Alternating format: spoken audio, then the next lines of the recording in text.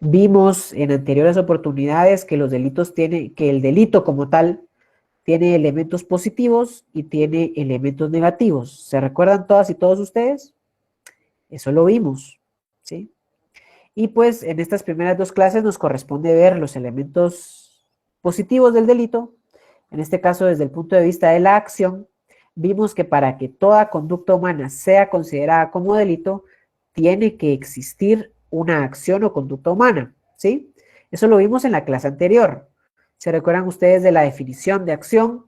Es todo comportamiento humano derivado de la voluntad con una finalidad determinada, que el cual pues, ha sido seleccionado jurídicamente relevante desde el punto de vista del derecho penal por el legislador. Esa definición nosotros ya la vimos en la clase anterior, ya la apuntamos en la clase anterior, ya la estudiamos, ¿ok?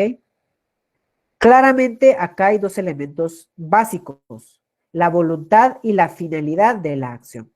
Estos dos elementos básicos, pues los vimos cuáles eran sus distintas posturas, ¿no? Respecto a las teorías de la acción, ¿sí? Y en este caso, pues tenemos claramente, ¿no?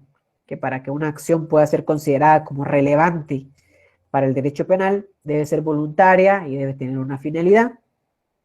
Vimos, pues en este caso, también la clasificación de los delitos según la acción o conducta humana, ¿sí? Y en este caso, pues, tenemos que los delitos, según la acción o conducta humana, pueden ser por acción o comisión, pueden ser por omisión y pueden ser por comisión por omisión. ¿Ok? Esas son las tres formas en las cuales se puede dar la acción. ¿Sí? Pero se recuerdan ustedes que nosotros habíamos hablado, y acá tenemos la definición estrella de delito. El delito es la acción típica, antijurídica y culpable. ¿Sí? Y para que toda conducta podamos considerarla como delito, tiene que tener estos cuatro elementos, ¿sí? Si falta alguno de esos elementos, pues evidentemente estamos ante un caso que no hay delito, ¿ok? Ahora bien, cuando nosotros decimos que hay un elemento negativo del delito, que es precisamente lo que anula a cualquiera de unos de estas cuestiones, ¿sí? Se anula a cualquiera de estas secciones, ¿sí?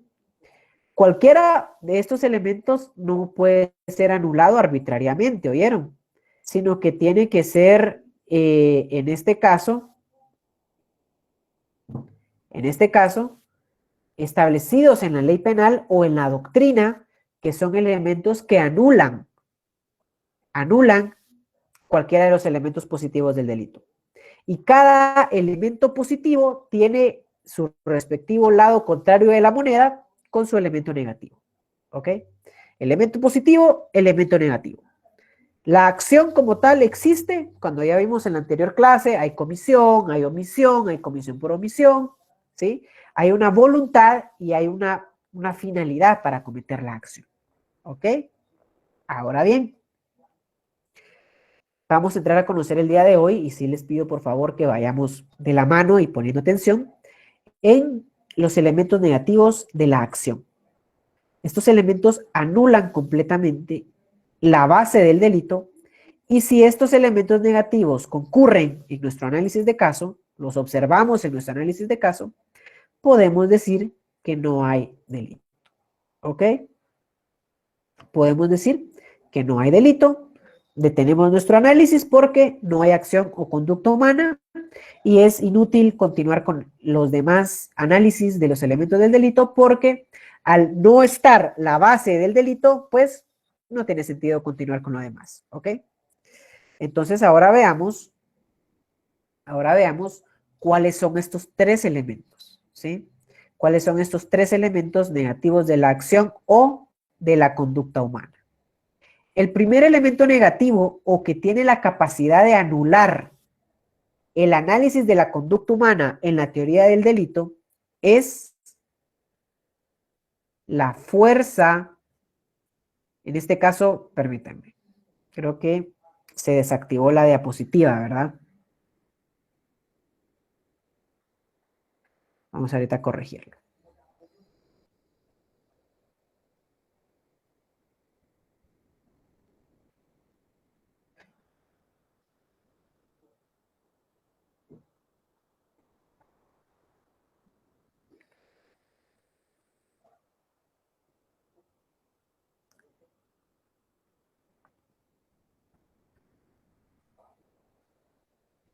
Vamos a ver.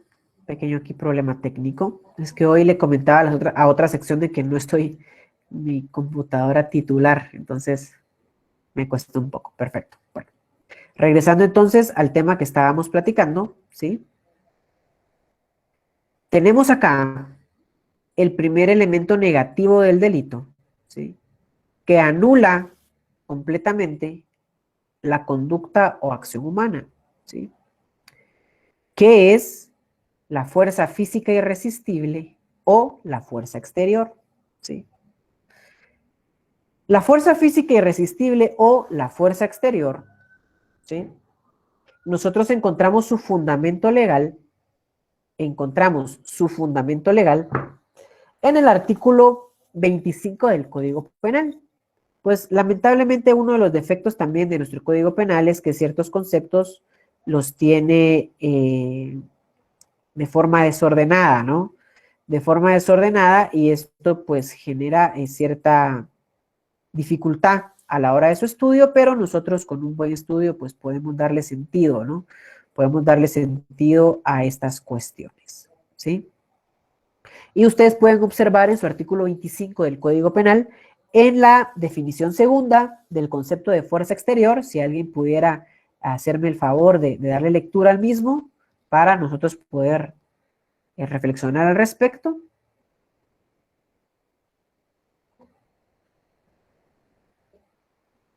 Dice fuerza exterior. Ejecutar el hecho violento por fuerza material exterior irresistible directamente empleada sobre él. Perfecto. Observan ustedes acá que en este caso, ¿sí?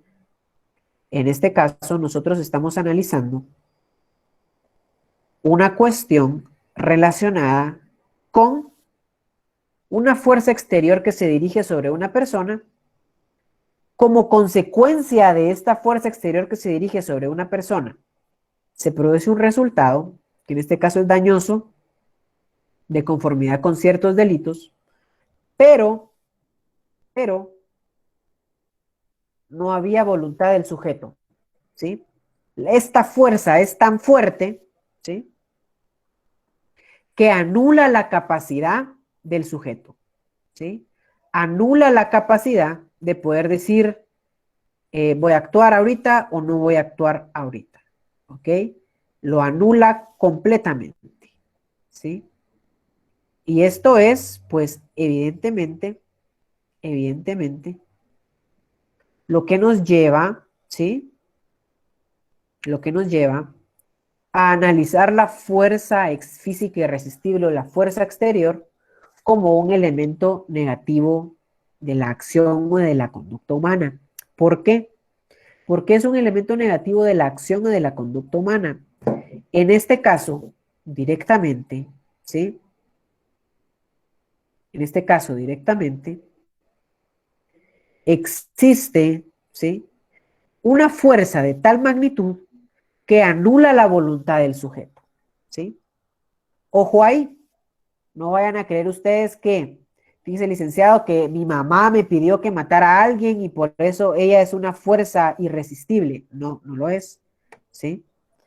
Esta fuerza para anular la acción tiene que ser de conformidad con sus características que están acá desarrolladas en la diapositiva, tiene que ser una fuerza absoluta. ¿Qué quiere decir que tiene que ser una fuerza absoluta? La fuerza tiene que ser de tal dimensión, ¿sí? De tal dimensión que anula completamente la capacidad de poder decidir, ¿sí? Al sujeto, ¿sí? Anula completamente la capacidad de decisión del sujeto, ¿ok?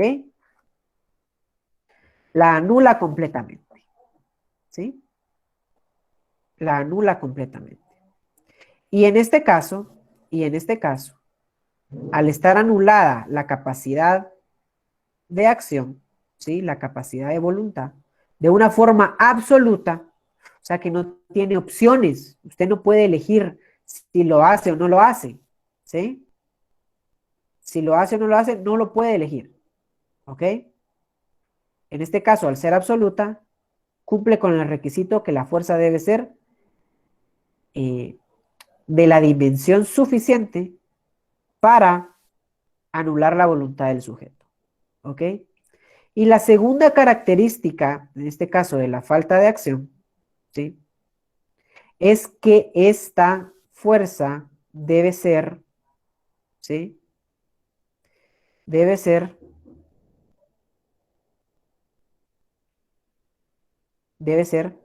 provocada por un tercero o por una fuerza de la naturaleza, ¿ok?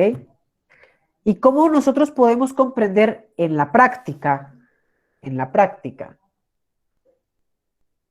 en qué casos nos encontramos ante una fuerza exterior?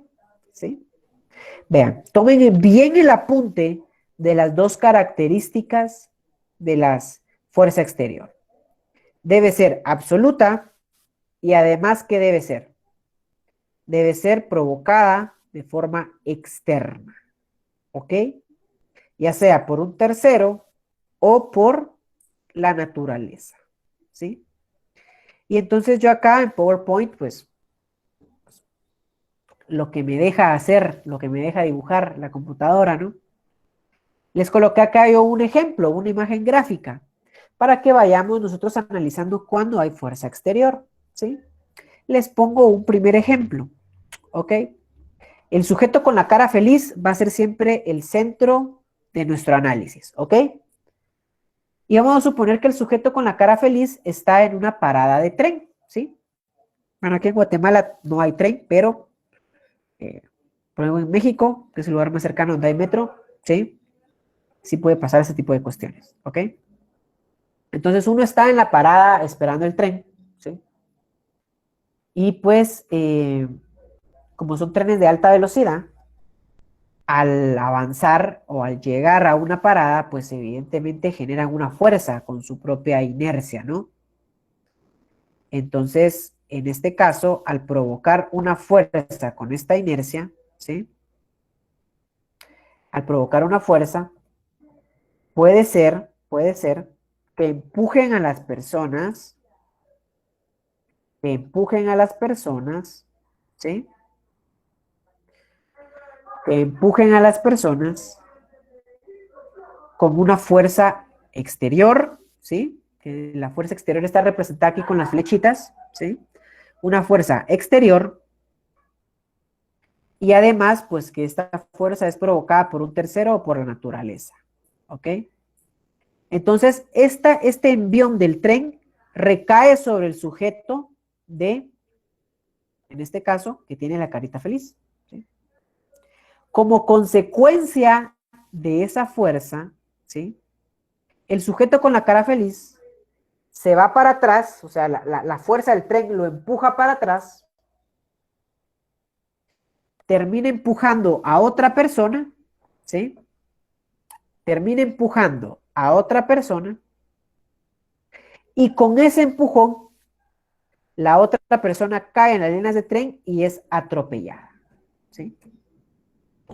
Entonces, analicemos en este primer ejemplo que yo les coloco. ¿Será que el sujeto con la cara feliz empujó voluntariamente al sujeto con la carita triste? ¿O No, Luis. no, verdad que No, no? no. Porque lo hizo como consecuencia de una fuerza exterior, ¿sí? Y entonces, al anular la voluntad del sujeto,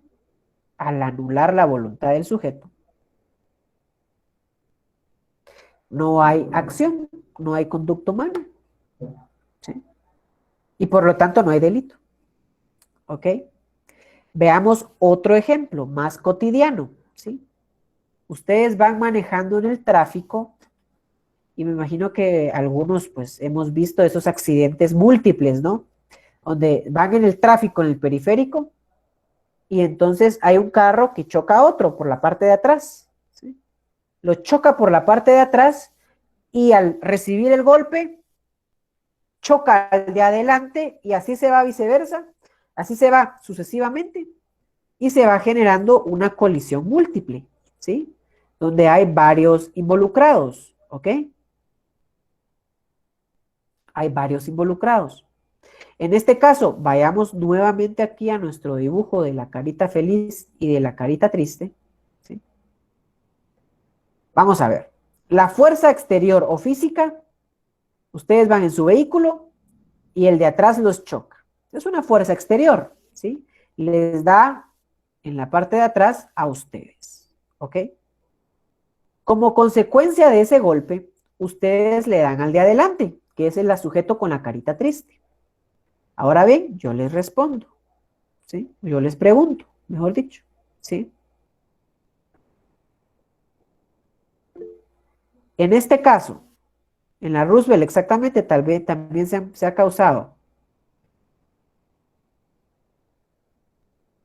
¿Qué es lo que sucede? ¿Sí? ¿Será que ustedes, al recibir el golpe en la parte de atrás, responden por el delito de daños y ese accidente automovilístico que pasó al frente? No, licenciado.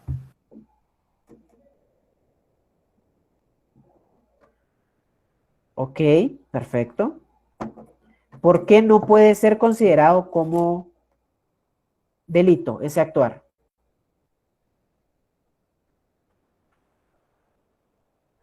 ¿Por qué no puede ser considerado como delito? Porque no existe una intención. Que me chocaron por detrás y la fuerza que cuando yo no quise chocar el de adelante, pero por la fuerza que me tocó atrás, hizo que chocara el de adelante. Fue involuntario, Ok. En este caso, ustedes pueden observar que se anuló la acción, ¿sí? Pero, ¿qué fue lo que anuló la acción? Una fuerza exterior. Y eso es lo que nosotros estamos analizando el día de hoy, ¿sí? Cuando una fuerza exterior que sea absoluta, provocada por un tercero o la naturaleza, genera un daño, al ser provocada directamente por este tipo de fuerzas, anula la acción y por lo tanto no hay delito, ¿sí? No hay delito, ¿ok? ¿Tenemos alguna duda relacionada con el primer caso donde hay una falta de acción que es a raíz de una fuerza exterior?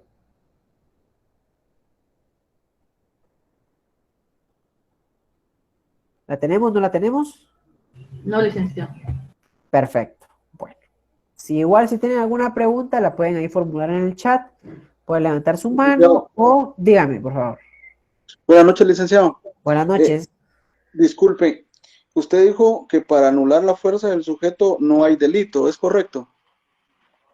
Cuando el sujeto actúa bajo una fuerza que anula su voluntad, no hay delito. Ah, perfecto. ¿Ok? Muchas gracias, licenciado. Perfecto. Perfecto, compañero. Bueno, si no tenemos alguna otra pregunta, vamos a avanzar. Y si no, como les digo, pues si hay mucha timidez, pueden escribirla por Facebook, ¿verdad? Y yo con todo gusto en el grupo de clase, pues la estaré respondiendo. ¿Ok? Bueno, este sería entonces el primer ejemplo de una fuerza exterior. ¿Sí? De una fuerza exterior, lo cual anula completamente el análisis del delito, ¿sí? Aquí el compañero Marvin levantó la mano, si pudiera por favor formular su consulta o su comentario. Gracias, licenciado, buenas noches.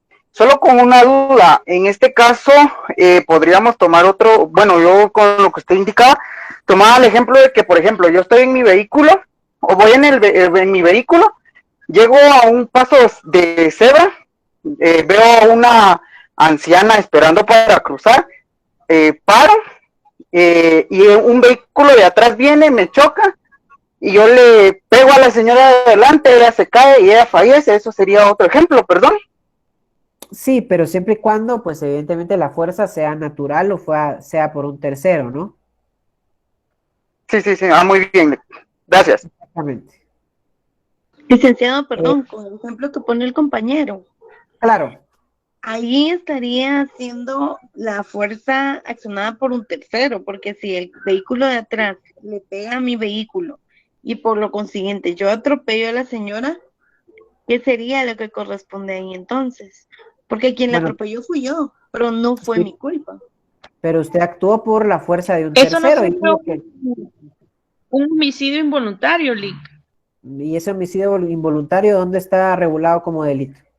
No, pues yo le pregunto, porque igual algo tiene que pasar ahí porque la persona fallece.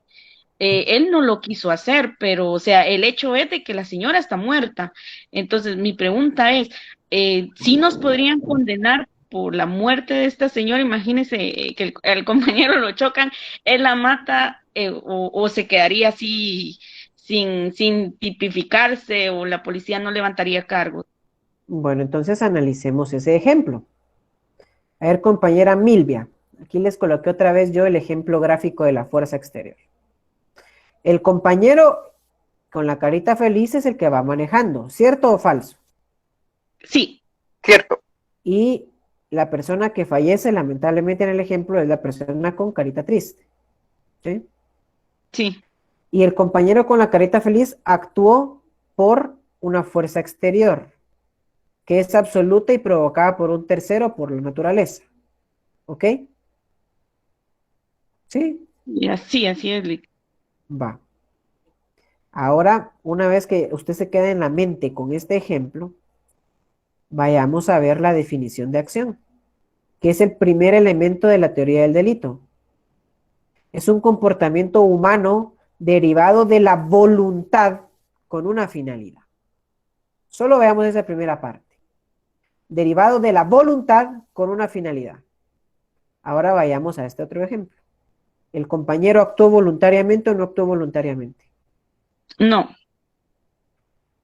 Y si la acción, que debe ser voluntaria, es el primer elemento del delito y no hay voluntad, ¿puede existir algún delito? no. Exactamente, ahí está la respuesta. Porque al anularse la voluntad no hay delito. ¿Ok? Muy bien, Lick. Ahora, yo tengo una duda. Entonces, eh, o sea, yo entiendo que no va a ser delito ni nada, pero imagínese que vienen los familiares y está la PNC. ¿Me podrían conducir a un juez, no sé, si no sería el ramo penal? ¿Qué sanción me pondrían o cabería alguna sanción en este hecho? Pero ¿por qué sancionarían a una persona que actuó sin voluntad? Claro, yo lo entiendo, pero o sea, esa es mi pregunta, o sea, ¿cabría alguna sanción, tal vez no en lo penal o en alguna otra rama? No, En una sanción administrativa no correspondería ir. no porque el derecho civil y el derecho administrativo también parten de la voluntad. Vean, por ejemplo, el derecho civil, que es un tema que ustedes están viendo ahorita. ¿El nacimiento de una persona es voluntario o no es voluntario? Sí, así es. Vale. ¿El matrimonio es voluntario o no es voluntario? Sí, Lick.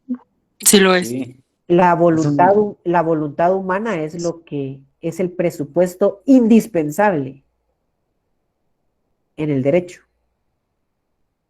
Licenciado, como dice un compañero en un comentario, Ajá. o sea, yo maté a la señora accidentalmente porque me golpearon. ¿Qué pasa con la persona que me chocó en la parte de atrás? Que sí fue quien causó la tragedia.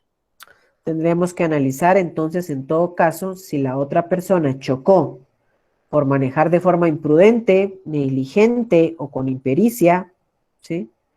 Y si en ese caso así fue, pudiéramos tratar de vincular a la persona que actuó de esa forma por un homicidio culposo, ¿sí? Porque él voluntariamente actuó de una forma negligente, con impericia o con imprudencia, ¿sí? Ese sería un caso, pero puede ser que se le hayan ido los frenos y no haya sido su intención. En ese caso no habría delito. ¿sí? Lick, buenas noches. Buenas noches, Pablo, cuénteme. Una pregunta, bueno, dos preguntas. Va. Supongamos que el agente externo sea la naturaleza, suponiendo que yo voy en mi vehículo y de una montaña pues se desprende una piedra. Y yo por Ajá. salvar a mi familia choco con otra familia. ¿Será que hay una consecuencia jurídica únicamente, Lick? Eh, Mire, ese ejemplo también me lo plantearon en las secciones anteriores. En el caso de, por ejemplo, un derrumbe, ¿va? Un derrumbe, ¿va? Entonces, en este caso, Vic, perdón, ese no es accidente. ok, ¿qué pasó? Eso es accidente, me dijo. Ajá, eso sería un accidente. Podría verse de esa forma, como un Sí, accidente. vean, ese ejemplo también me lo plantearon en la clase anterior. Ahora bien, tenemos que analizar entonces, por ejemplo, si usted está viendo que hay un derrumbe y usted para evitar morirse, usted maniobra, en este caso, ¿será que esa maniobra fue voluntaria o no fue voluntaria? Fue voluntaria. Exactamente, entonces sí hay acción, ¿sí? ¿O no hay acción? Solo analicemos ahorita la acción. ¿Hay o no hay acción? Sí, Ailey. Sí hay acción, va. Pero entonces leamos el artículo 24, la segunda definición. El artículo 24 contiene las causas de justificación. ¿Cuál es la segunda definición?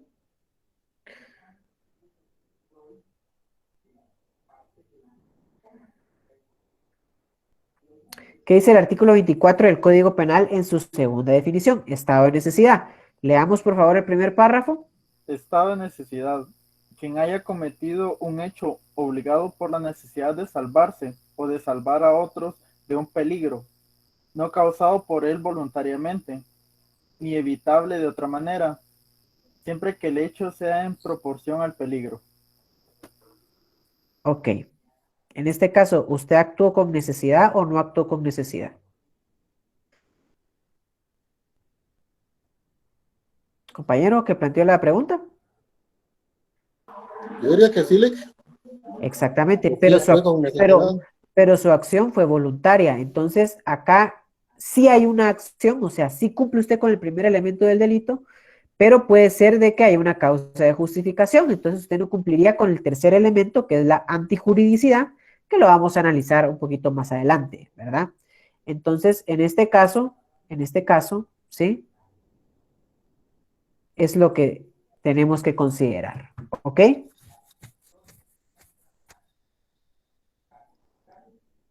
Habría un estado de necesidad, ¿sí? Compañero Marvin levantó la mano, no sé si ya todo está agotado. Sí, Lick, gracias. Perfecto, bueno, entonces avancemos, ¿sí? Al segundo elemento que puede anular la acción. Ya vamos a dejar aquí un ratito nuestro ejemplo, pero vamos a regresar a nuestro dibujo, ¿sí? Porque el segundo elemento que anula la acción es o son los movimientos reflejos. Los movimientos reflejos, ¿sí? Son el segundo elemento que también puede anular la acción. O sea que puede pasar o la fuerza exterior irresistible o un movimiento reflejo. O sea, lo que yo quiero es que ustedes no vayan a pensar que tienen que pasar todos juntos. No. Con uno que pase, se anula toda la acción. ¿Ok? Pero veamos sobre qué tratan los movimientos reflejos. Primero, los movimientos reflejos no están o no tienen un fundamento legal en nuestro Código Penal, ¿sí? Pero al ser una herramienta que puede favorecer al reo que nos ha dado la doctrina, doctrinariamente se pueden argumentar. ¿Ok? Doctrinariamente se pueden argumentar. Ahora bien, ¿cuándo sucede un movimiento reflejo? Que eso es lo que nosotros tenemos que determinar. ¿Cuándo sucede un movimiento reflejo? ¿Sí? Ojo ahí. Vean ustedes que en el primer caso, y es algo que se va a repetir en las tres causas que anulan la acción, ¿sí? No existe la voluntad, ¿sí? No existe la voluntad. Igual pasa en los movimientos reflejos. No hay voluntad, ¿sí? Son son movimientos que anulan la voluntad, ¿ok? Anulan completamente la voluntad, ¿sí? ¿Y en qué momento suceden los movimientos reflejos? Un estímulo exterior recae sobre una persona, ¿sí? Ante lo cual sus sentidos corporales, ojo ahí, sus sentidos corporales reaccionan con una acción que produce un resultado del delito, ¿sí? O una lesión a un derecho, ¿ok? Pero la persona no podía evitar esta reacción. La persona no podía evitar esta reacción. En este caso, hay una ausencia de voluntad y pues no hay delito, ¿ok? Y no hay delito porque evidentemente hay una falta de acción, ¿sí? Hay una falta de voluntad, ¿ok? ¿En qué casos pueden darse los movimientos reflejos? ¿En qué casos pueden darse los movimientos reflejos? Por ejemplo, una persona le da un golpe en la rodilla a otra y este movimiento pues hace que la rodilla tire una patada, ¿no? Y como consecuencia de esa patada rompe algún vidrio, ¿sí? En ese caso no podríamos nosotros tratar de procesar a esta persona por un delito de daños. ¿Por qué? Porque actuó como consecuencia de un estímulo, ¿sí? Les ponía yo otro ejemplo en la anterior sección. A una persona le hacen cosquillas, o sea, vamos a pensar. Está cortando tomate y cebolla a una persona en la cocina, ¿ok? Con un cuchillo. Está cortando. Viene una persona por detrás y le hace cosquillas. Le pica acá al costado. Y ella, o esta persona, reacciona, ¿sí? Y en esa reacción suelta el cuchillo y el cuchillo se le ensarta a una persona. Ahí hay un movimiento reflejo, ¿ok? Hay un movimiento reflejo, ¿sí? Hay un movimiento reflejo, ¿ok? Otro ejemplo, ¿sí? Vamos a suponer que ustedes están planchando una camisa, ¿sí? En ese momento pues entonces ustedes tienen en este momento, pues ustedes dejan prendida, ¿me escuchan? ¿Sí? Sí, Lic. Ok, va. Sí, licenciado. ¿Sí se escucha? En ese momento, pues, no... Entrecortado, dicen, ok, perfecto. Bueno, voy a tratar de hablar todavía un poquito más suavecito o un poquito más lento para que no afecte tanto lo entrecortado. Aunque otros acá dicen que sí se escucha bien. Pero bueno, vamos a buscar ahí el balance. ¿Sí? Vamos a buscar el balance. Ok, va. Entonces, ustedes dejan prendida esa plancha, ¿no? Se les olvida, ustedes en ese momento se voltean y les da un toque caliente la plancha y reaccionan. Y ante esa reacción, pues generan un daño, ¿sí? Pueden dañar algún inmueble de la casa. En todos los ejemplos que yo les estoy planteando, regresamos a nuestro dibujito, ¿sí? En todos esos ejemplos que yo les estoy planteando, existe un movimiento reflejo, ¿ok? ¿Cómo nosotros podemos determinar que hay un movimiento reflejo? Bueno, pues en este caso las flechas ya no son una fuerza exterior, sino que ahora las flechas son un estímulo, ¿sí? Un estímulo que reciben nuestros sentidos, ¿ok?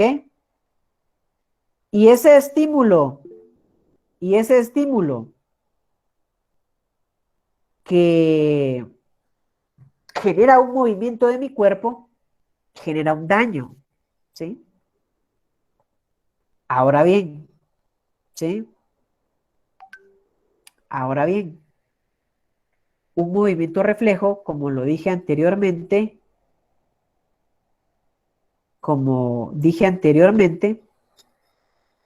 anula la voluntad, ¿sí?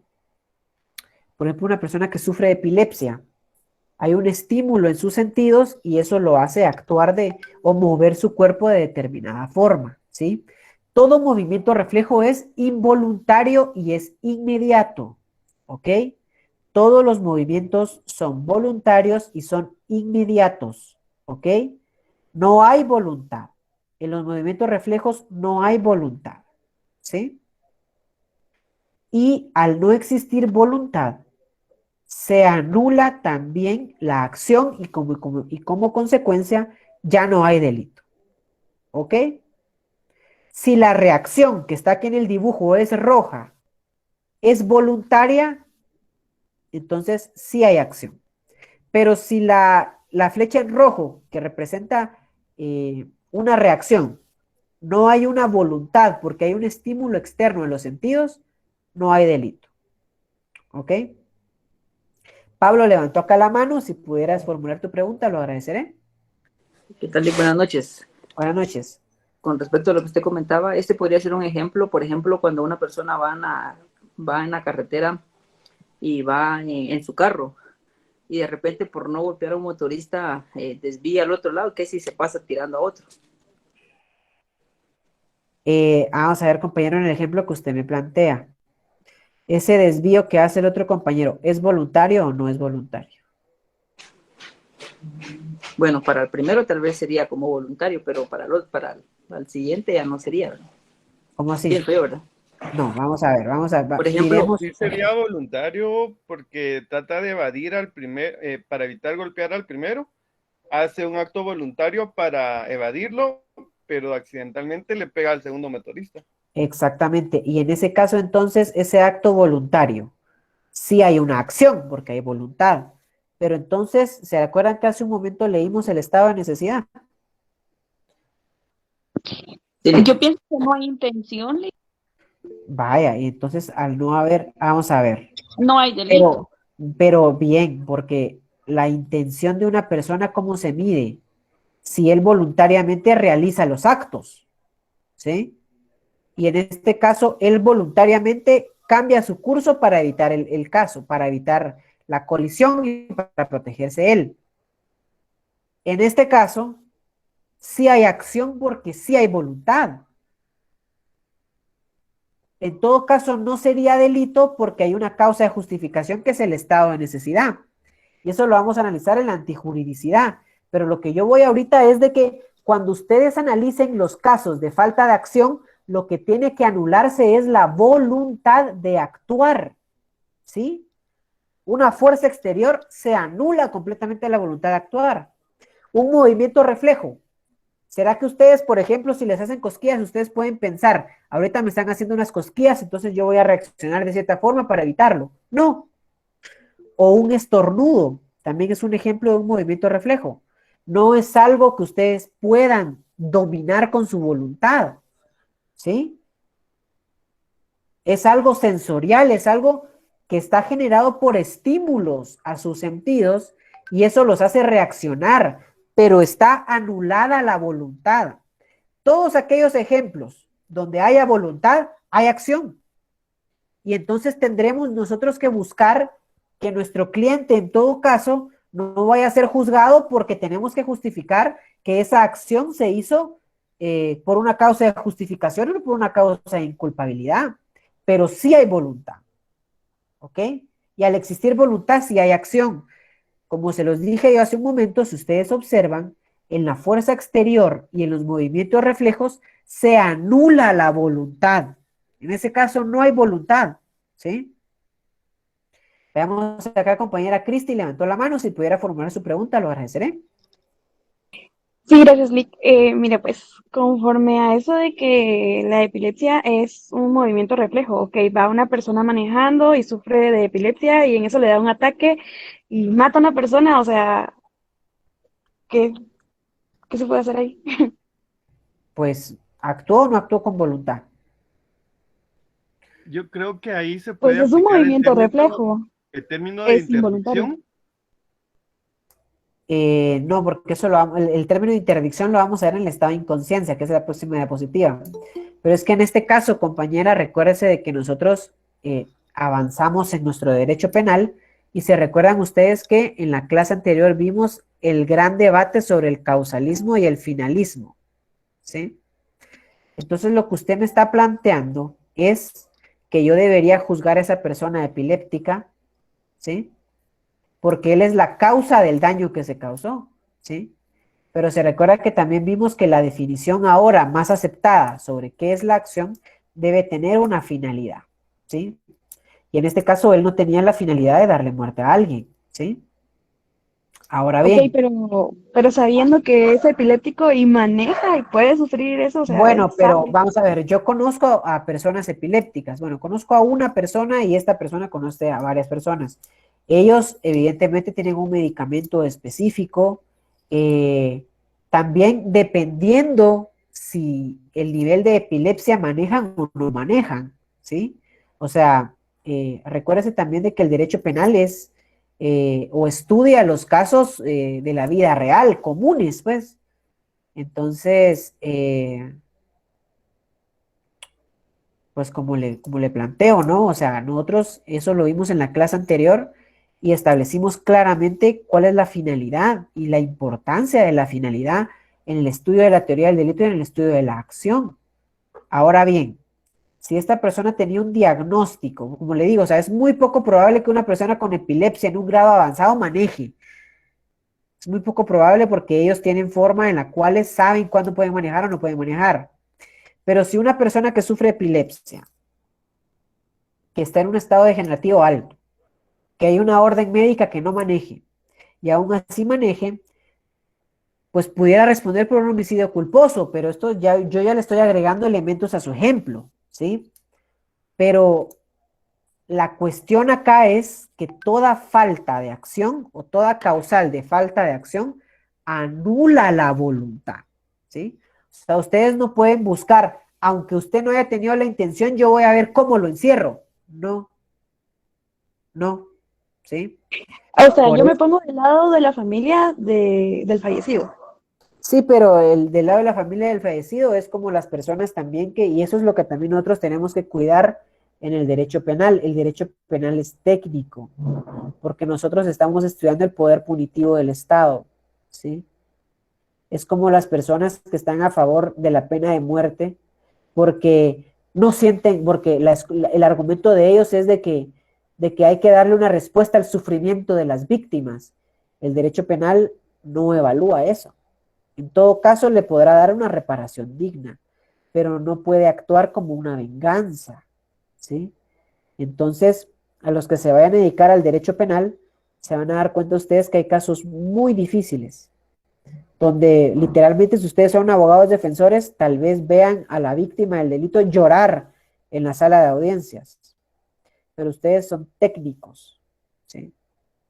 Y si su cliente, si la acción que se está juzgando no cumple con los requisitos de la teoría del delito, pues no hay forma de juzgarlo. Ah, ok, gracias, Liz. No olvídese, si el derecho penal se organizara alrededor de lo que piensa la familia, pues yo le aseguro que todos tuvieran pena de muerte. Pero no. Ustedes como estudiantes de derecho penal son técnicos, porque lo que nosotros estamos estudiando es el poder punitivo del Estado. Y si no somos objetivos, si le metemos sentimiento al tema, vamos a permitir que el poder punitivo del Estado se desborde. Y esa es precisamente la función de nosotros, evitar ese desbordamiento. Entonces, como consejo de vida, claro que uno no está en una burbuja y siempre uno debe tener empatía y sentimientos, pero esa empatía y esos sentimientos no pueden superar su análisis de la teoría del delito. No pueden hacerlo. Fríamente, en este caso, ¿hay voluntad o no hay voluntad? No. Pues el caso se cierra, señor juez. Punto. ¿Ok? Ok, gracias, Lick. ¿Alguna otra consulta?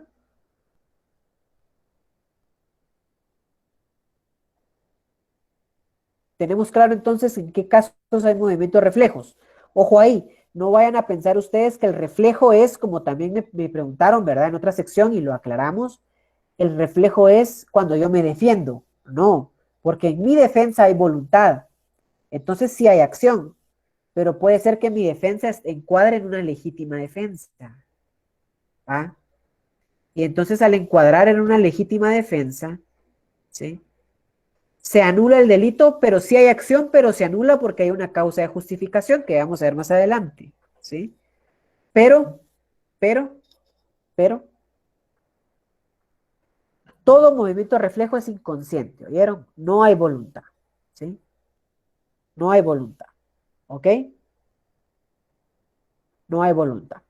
¿Tenemos alguna pregunta con algo de lo que hemos desarrollado en este momento sobre los movimientos reflejos?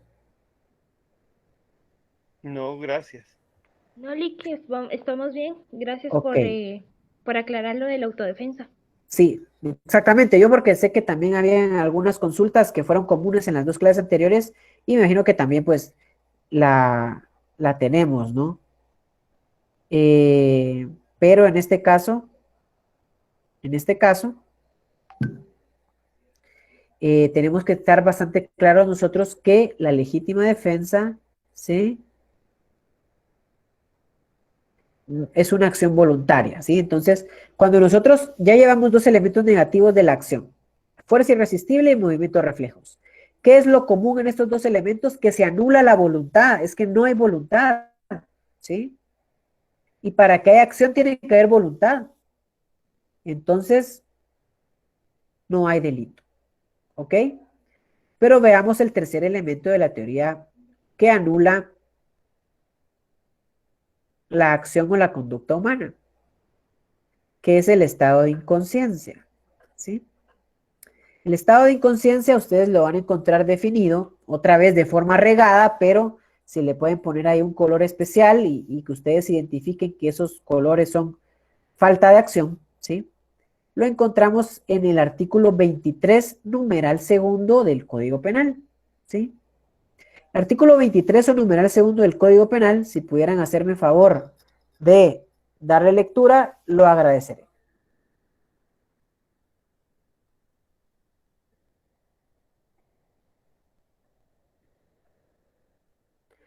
Artículo 23.2.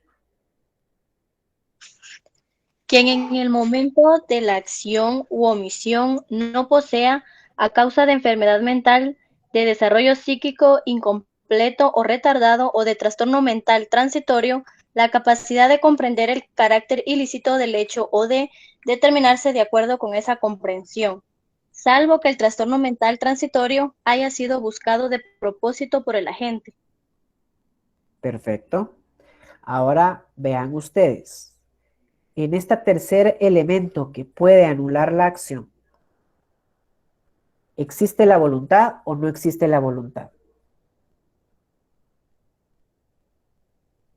Si una persona actúa en un estado de inconsciencia, ¿tiene voluntad o no tiene voluntad? No, licenciado. Solo No sería tiene. en la última parte de ese artículo donde dice que intencionalmente busque quedar en ese estado. Exactamente, eso lo vamos a platicar en unos minutos. Pero en primera instancia, ¿sí? O en primer nivel de análisis. Ya se dieron cuenta ustedes que las tres causas que anulan la acción que estudiamos el día de hoy, anulan la voluntad. Entonces, cuando se está anulada la voluntad, no hay delito. ¿Ok? No hay delito. ¿Sí? Y pues, estado de inconsciencia, no vayan a creer ustedes que es también tan simple. ¿Ok? Bueno, sí es simple, pero se nos puede complicar ya en la práctica algunos casos. ¿Sí? Vamos a ver. Creo que todos tenemos claro o estamos claro que una persona que tiene un desarrollo mental incompleto, o sea, una persona pues que lamentablemente sufre algún tipo de trastorno natural o degenerativo, ¿no? o un trastorno mental que le impide discernir, ¿sí? Un trastorno psicológico, un trastorno mental, pues evidentemente no es capaz de ejercer su voluntad libremente, ¿ok? Y eso es un estado de inconsciencia, ¿sí? Que nos impide a nosotros analizar si hay o no hay delito, ¿sí? Ahora bien, no vayan a confundir ustedes el estado de inconsciencia con el estado de interdicción en derecho civil, ¿sí? Porque el derecho penal, a pesar que puede existir una declaración de estado de interdicción, tiene la obligación de revisar si actuó de forma consciente o de forma inconsciente. ¿Ok? ¿Por qué? Porque pueden existir personas que no estén declaradas bajo estado de interdicción, pero aún así tengan un trastorno mental transitorio o un trastorno mental permanente. En este caso, ¿qué hacemos? ¿Sí? En este caso, ¿qué hacemos? ¿Sí? Pues evidentemente igual hay una falta de acción, ¿sí? Aunque no esté declarado por un juez civil en estado de interdicción, sí puede pasar, ¿sí? Sí puede pasar, ¿sí? Sí puede pasar que actúe en un estado de inconsciencia, ¿ok? Actúe en un estado de inconsciencia, ¿ok?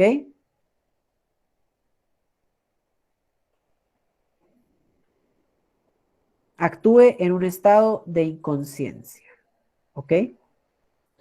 O puede pasar que una persona que esté declarada en estado de interdicción ya haya superado su trastorno mental, pero todavía un juez no haya declarado que ya no está en estado de interdicción.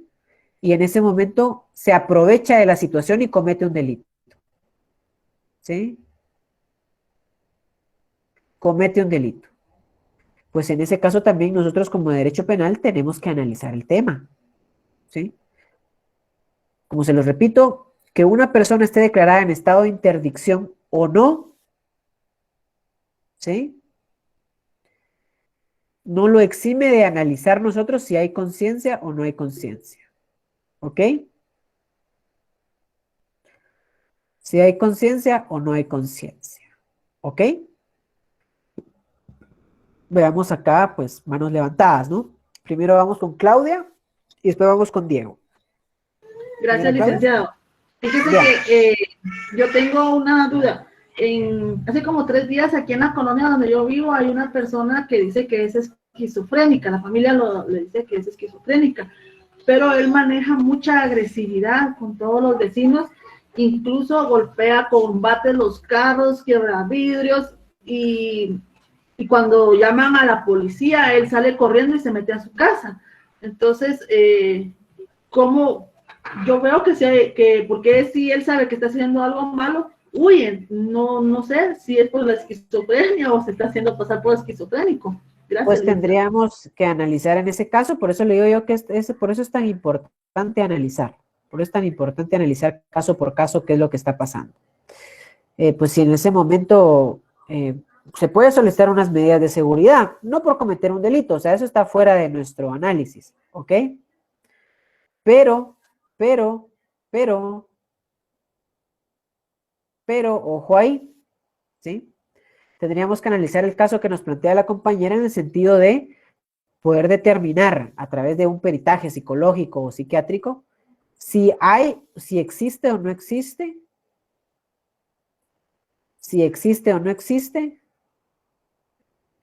conciencia. Si esta persona es esquizofrénica, pero no llega al punto de anular su voluntad, pues en este caso sí puede ser juzgado por un delito. ¿Ok? Lo que vamos acá es que cada análisis que ustedes hagan tienen que determinar qué grado de voluntad existe en la comisión de la acción. Si hay voluntad, hay delito. Si no hay voluntad, no hay delito. ¿Ok? Licenciado, perdón. Dígame. Con respecto a este caso, si en dado caso esta persona, como lo dice la compañera, padece de esquizofrenia, primero que nada, la familia es responsable de las acciones que hace esta persona. ¿Por qué? Porque si ellos tienen un diagnóstico de esquizofrenia, este diagnóstico lo tuvo que haber dado un psicólogo, que tendría que haber dado un seguimiento psiquiátrico, porque una persona esquizofrénica debe mantenerse bajo medicación y bajo acompañamiento de alguien responsable. En todo caso, si esta persona es esquizofrénica y anda por la calle haciendo destrozos y todo lo que dice la compañera, creo que ahí sí hay como un delito por parte de la familia. ¿Qué delito?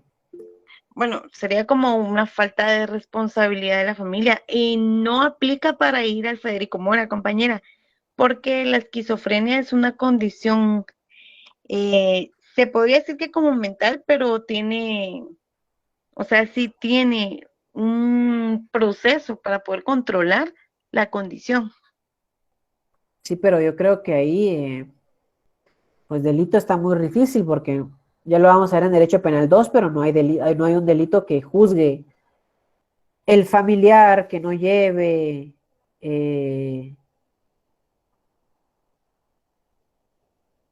el familiar que no lleve a la persona que está declarada en esquizofrenia comete tal y tal delito. Eso no existe, ¿sí?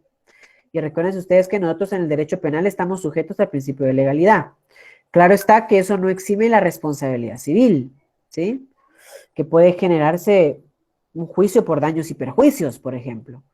Pero es que nosotros no podemos encerrar al esquizofrénico porque tal vez pensamos que tal vez puede cometer un delito. No, sino que nosotros solo encerramos a las personas después que han cometido un delito, tristemente, ¿sí? Eso es porque nadie puede adivinar quién en el futuro va a cometer o no va a cometer un delito, ¿ok? Entonces, en este caso que nos plantean que es muy casuístico, ¿sí? O sea, pero que puede pasar, ¿sí? Tenemos que tener la capacidad de analizar distintos puntos de vista y decir, bueno, aquí hay voluntad, aquí hay acción, aquí hay delito, aquí hay negligencia, aquí hay impericia, aquí hay imprudencia, aquí hay un delito culposo. O puede ser que exista una responsabilidad civil, pues por ejemplo, si mi hijo menor de edad daña el vehículo de mi vecino, pues él no comete delito porque es inimputable, pero yo sí puedo responder de conformidad con la Ley de Protección Integral de Niñez y Adolescencia por, en este caso, los daños que él cometió. De igual forma, si es una persona mayor de edad, ya sea que él o la persona que está a cargo de esta persona, también pueden responder por una acción civil de daños y perjuicios. Pero ya estamos hablando de otras ramas del derecho, ¿ok? Acá en el derecho penal estamos estudiando el estado de inconsciencia cuando anula la voluntad y la capacidad de poder discernir a una persona, ¿ok? Ahora bien, ese es el trastorno mental, ¿sí? Que sea temporal o que sea, pues en este caso,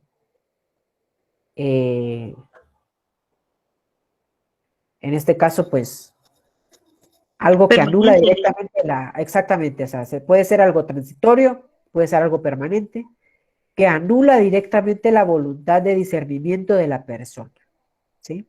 Y la voluntad de poder ejercer su acción de forma libre, ¿sí? Ahora bien, ¿sí? Ahora bien, ojo con esto, ojo con esto. Si el estado mental de trastorno mental transitorio se buscó de propósito, en este caso sí hay delito, ¿sí? ¿Por qué? ¿Qué pasa, por ejemplo, si una persona se dedica a beber antes de matar a alguien? En este caso, ¿será que voluntariamente él ingirió el alcohol o no lo ingirió voluntariamente? Sí. Voluntario. Sí, lo ingirió voluntariamente, ¿sí? Lo ingirió voluntariamente, ¿ok? Y en este caso, pues, sí estamos ante un caso donde, ¿qué pasa? Sí hay delito, porque el trastorno mental no fue externo, sino que él de propósito lo buscó. Y en este caso, incluso hasta es un agravante, ¿oyeron? Ya vamos a ver cuando estudiemos los agravantes, que la embriaguez o la intoxicación con drogas previo a cometer un delito es agravante, no es algo que anule la acción, ¿sí? Distinto es, claro está, que yo esté tomando una cerveza y a mí me pongan algo en la bebida, yo no me entere y como consecuencia de eso, pues termino drogado y cometo acciones, ¿no? Porque no hubo propósito para yo consumir alcohol o drogas, ¿sí? Pero en el caso, ojo ahí, pero en el caso de que,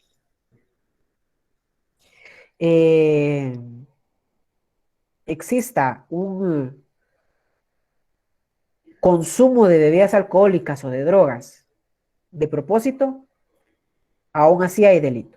Si no, olvídense, si no cualquiera se drogaría o tomaría antes de cometer los delitos y cualquiera diría que está ebrio.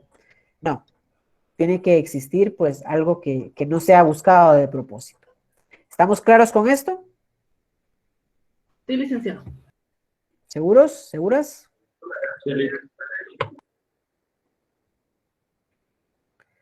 ¿Seguros? ¿Seguras? Bueno, entonces, ha sido un gusto compartir conmigo, con todos ustedes. Para mí ha sido un gusto compartir con todas y todos ustedes. El examen en ese momento ya está en su correo. Yo se los acabo de enviar. De hecho, eso era lo que estaba viendo ahorita. El correo electrónico para enviárselos ya lo tienen. Las personas que pidieron, las 11 personas que pidieron examen extraordinario, ya ahorita acaban de recibir un correo electrónico para realizarlo. ¿Ok? Entonces, ha sido un gusto para mí compartir con todas y todos ustedes esta noche. Nos vemos hasta el 6 de abril. Por favor, con mucho cuidado, con mucha responsabilidad en estas semanas de descanso. Y pues por cualquier cuestión estoy a las órdenes, ¿verdad? Estoy a las órdenes en el grupo de Facebook, ustedes me escriben y pues quedo a su disposición. ¿Ok? Gracias, Lic, muy amable. Gracias, buenas noches. Muchas gracias, compañero. Gracias, licenciado.